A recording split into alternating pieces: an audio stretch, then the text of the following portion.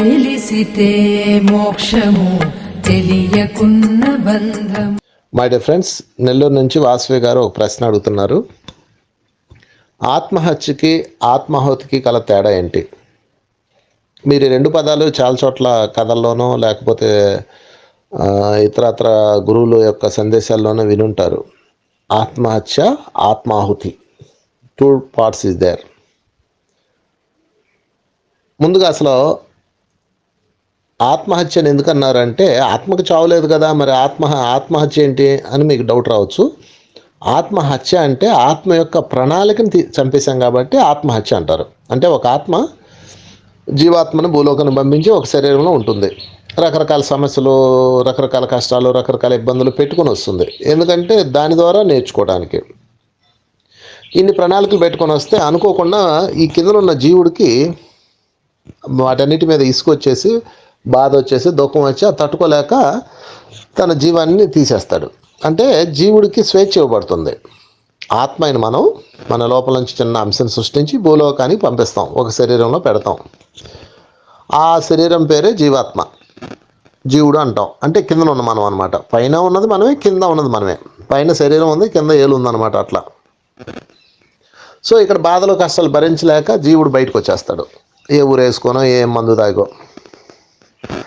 దాన్ని ఆత్మహత్యగా పరిగణిస్తారు. ఎందుకంటే ఆత్మ ఈ భూలోకంలో ఈ కర్మ రుణాలు పూర్తి చేయాలి, ఈ బంధాలు పూర్తి చేయాలి, ఈ అనుభవాలు పొందాలని ఎన్నో ప్రణాళికలు వేసుకుని వచ్చింది కదా. ఆ వచ్చిన ప్రణాళికలన్నింటినీ మనం అడ్డంగా నరికేసాం కాబట్టి, మన ఆత్మ యొక్క ప్రణాళికను మనం నరికాం కాబట్టి, ఆత్మ యొక్క ప్రగతిని మనం ఆపేసాం కాబట్టి ఆత్మహత్య అంటారు. అంతేగాని ఆత్మను చంపేయడం కాదు. ఆత్మహత్య అంటే ఆత్మ యొక్క ప్రణాళికను మనం హత్య చేసాం. ఎందుకంటే ఎప్పుడైతే ఆత్మహత్య చేసుకున్నామో కొన్ని వందల జన్మల వరకు మళ్ళా శరీరాన్ని ఇవ్వరు, దేహం ఇవ్వరు. ఎందుకంటే ఇచ్చిన దేహాన్నే సరిగ్గా చేసుకోకపోతే మళ్ళీ ఎవడిస్తాడు? నీకు ఎవడో బండి ఇచ్చాడు, ఆ బండిని మీరు శుభ్రంగా వాడుకొని చక్కగా తిరిగి ఇస్తే మళ్ళీ ఇస్తారు. అలా కాకుండా ఇచ్చిన బండిని మీరు సొట్లు పెట్టి గీతలు పెట్టి ఇస్తే మళ్ళీ ఇస్తారా? అలాగే అది కూడా. కనుక ఇది ఆత్మహత్య ఎందుకు, అసలు ఆత్మహత్య ఎందుకు జరుగుతుందంటే, మనిషి మెదడులో పీనల్ గ్లాండ్ అని ఒకటి ఉంటుంది. విపరీతమైన ఎమోషన్స్ గురైనప్పుడు రేడియం కలర్లో, డార్క్ గ్రీన్ రేడియం కలర్లో ఒక లిక్విడ్ ఫామ్ అవుతుంది మెదడులో. అది ఫామ్ అయినప్పుడు సంపు లేదా చావు అంటది. విపరీతమైన ఎమోషన్ అనమాట. ఎమోషన్స్కి పతాక స్థాయి, కోపానికి పతాక స్థాయి, నిరుత్సాహానికి పతాక స్థాయి. అది ఆ లిక్విడ్ జనరేట్ అయినప్పుడు మనిషి తన యొక్క చైతన్యాన్ని కోల్పోతాడు, తన యొక్క స్థితి కోల్పోతాడు, ఎరుక కోల్పోతాడు. అదే కృష్ణుడు భగవద్గీతలో బుద్ధినాశ్య ప్రణస్థితి అంటాడు. బుద్ధి నాశనం అయిపోతుంది ఆ ఒక్క సెకండే, మళ్ళా ఆ కాసేపే. అందుకని క్షణికం అంటారు దీన్ని. ఒకటి మనిషి చంపుతాడు లేదా చేస్తాడు ఆ ఎమోషన్లో. అందుకని మీరు ఎప్పుడైనా విపరీతమైన ఎమోషన్ ఉన్నప్పుడు దానికి ఒకటే సొల్యూషన్. ఏమిటయ్యా అంటే, మీరు కాలానికి వదిలేయాలి. చద్దాం అనిపించిందా, రేపు చద్దాం అనుకోండి. చంపుదాం అనిపించిందా, రేపు చంపుదాం అనుకోండి. ఒక్క రోజుకు వాయిదా అయిన చాలు. ఒక్క రోజు కూడా అక్కర్లా, ఒక్క పూటకి. ఏ నిర్ణయం తీసుకోకండి విపరీతమైన ఎమోషన్ అయినప్పుడు. అప్పుడు మీ యొక్క జీవితం ఆత్మహత్యకు దారి తీయదు, లేదా హత్యకు దారి తీయదు. మీరు అనుకుంటారు మేము అలాంటి పనులు చేయమండి అని. కానీ ప్రతి మనిషి తన జీవితంలో 4 సార్లు ఆత్మహత్యకు ప్రయత్నం చేస్తాడని మనోశాస్త్రవేత్తలు చెప్తున్నారు. అది కరెక్టే. అంటే విపరీతమైన ఎమోషన్స్ గురవుతారు మీరు. మీ ఇంట్లో ఎన్నిసార్లు కప్పులు పగలలేదు, ఎన్నిసార్లు మీరు మీ పక్క వాళ్ళ మీద పడి మిమ్మల్ని పీకలేదు, మీ భార్యను ఎన్నిసార్లు మీరు కొట్టలేదు, మీ పిల్లల్ని ఎన్నిసార్లు మీరు చావట్లేదు, మీ భర్తను ఎన్నిసార్లు మీరు పొడవలేదు, కాల్చుకు తినలేదు. ఇవన్నీ జరిగినాయి లేదా? ఎన్నిసార్లు మీ చేతిలో పుస్తకాన్ని ఇసిరేయలేదు, ఎన్నిసార్లు మీ ఫోన్ నేలకేసి కొట్టలేదు. మరి అవన్నీ ఏంటి? కనుక మై డియర్ ఫ్రెండ్స్, ఎప్పుడన్నా విపరీతమైనప్పుడు మిమ్మల్ని మీరు ఆదేశించుకోవాలి. Cool baby, cool cool, okay okay, వాడి సంగతి చూద్దాం, ముందు కూల్, ఆ తర్వాత చూద్దాం అని మీరున్న సిచ్యువేషన్ వాయిదా వేయండి. అప్పుడు ఏ ఆత్మహత్యకి ఏ హత్యకి మీరు దారి తీయరు. ఇది ఆత్మహత్య యొక్క సందేశం, ఆత్మహత్యను దాటే సందేశం.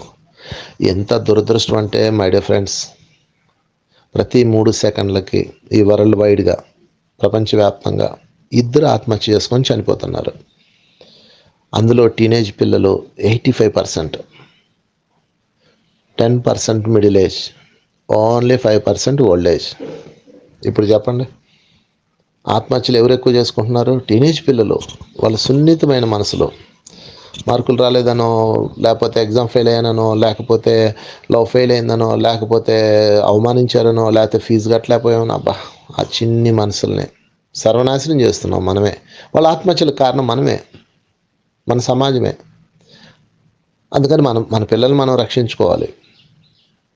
ఈ పోటీ ప్రపంచంలో వాళ్ళని నాశనం చేసాం. సో మన పిల్లల్ని మనం రక్షించాలంటే అర్జెంటుగా పిల్లలకు మీరు ఒకటే చెప్పండి, నాయనా అమ్మ ఎప్పుడన్నా నీకు చావాలనిపిస్తే అలాగే రేపు చచ్చిపో, నా కోసం ఒక్క పూట ఆగి చచ్చిపో అని చెప్పండి. ఆ తర్వాత వాళ్ళు చచ్చినా చావరు. ఒక్క పూట, టేక్ సమ్ టైం, లేదా 1 డే, చచ్చినా చావరు, చచ్చినా చంపరు. అంటే ఆ ఎమోషన్స్ అన్నీ ఇన్బ్యాలెన్స్ అయిపోయిన ఎమోషన్స్ అన్నీ బ్యాలెన్స్ అవ్వడానికి టైం పడుతుంది.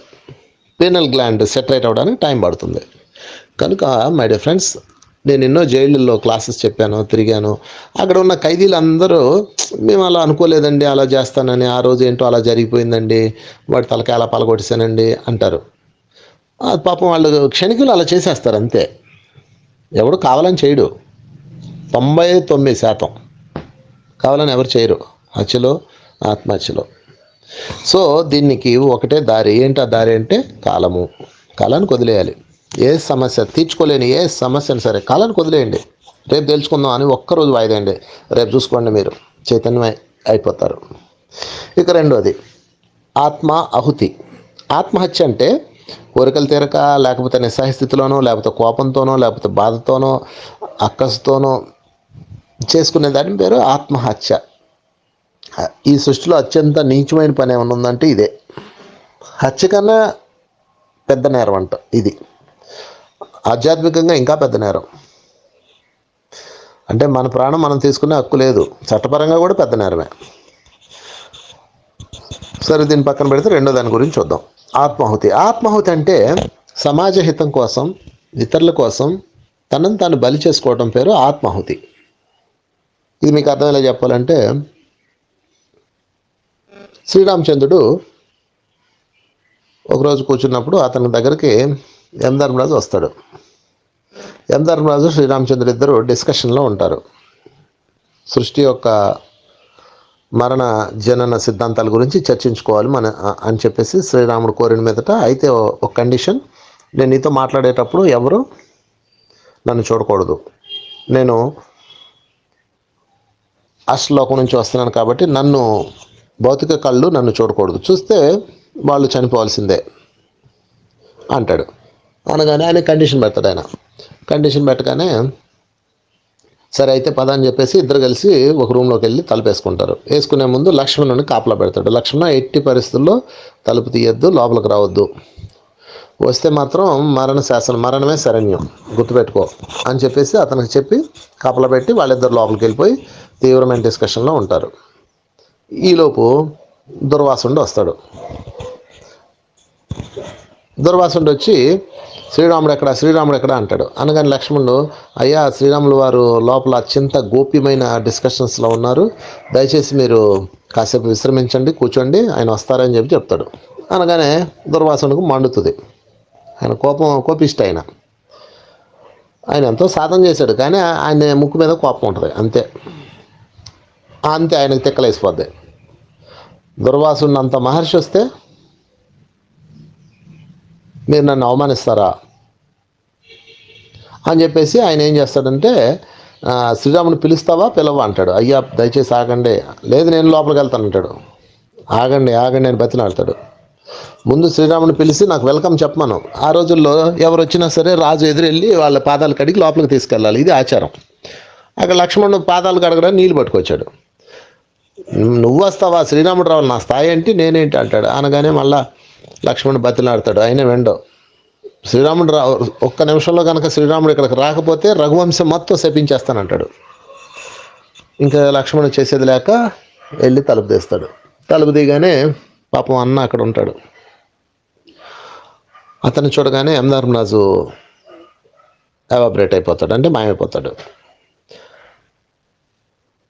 అప్పుడు శ్రీరాముడు అంటాడు, ఎంత పని చేసావు లక్ష్మణ, ఇప్పుడు నువ్వు మరణాన్ని తీసుకోవాలి. ఎందుకంటే మృత్యువుకే దూత అయిన, మృత్యువునే శాసిస్తున్న వ్యక్తిని నువ్వు చూసావు, నీ చైతన్యం దాన్ని భరించలేదు, ఇప్పుడు నువ్వు మరణాన్ని తీసుకోవాల్సిందే అంటాడు.